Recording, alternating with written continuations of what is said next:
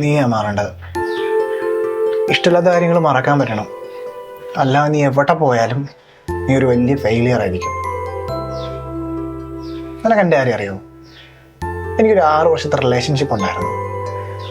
Same vibe, same mind, എല്ലാം okay. പക്ഷെ അവളുടെ വീട്ടുകാർക്ക് മാത്രം ഞാൻ അത്ര ഓക്കെ അല്ലായിരുന്നു.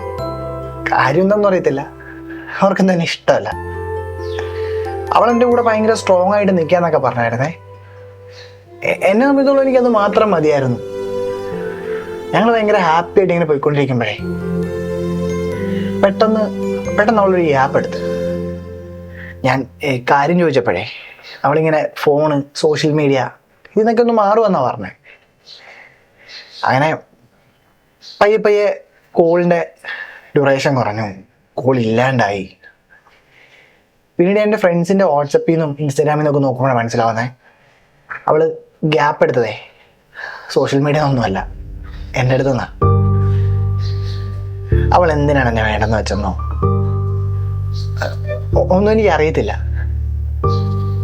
പിന്നെ ഒരു ഭ്രാന്തായിരുന്നു. തനിക്കറിയോ, ആ സമയത്തൊക്കെ എനിക്ക് ഇഷ്ടമുള്ളൊരു പാട്ട് കേൾക്കുമ്പോഴും ചുമ്മാ എന്തെങ്കിലും ബാക്കോട്ട് ആലോചിക്കുമ്പോഴും ഒക്കെ വരുന്ന ഇവളുടെ മുഖം.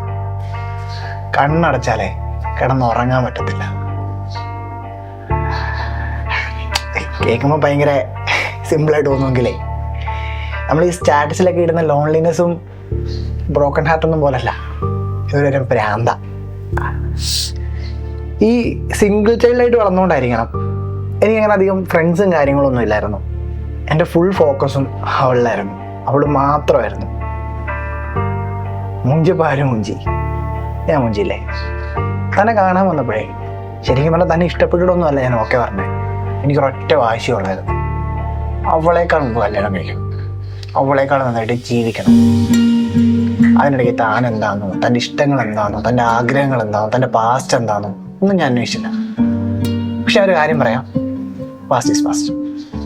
എന്നാണല്ലോ വിട്ടുകളയാം, ഇല്ല നമ്മൾ തോറ്റു പോകണം. തോറ്റു.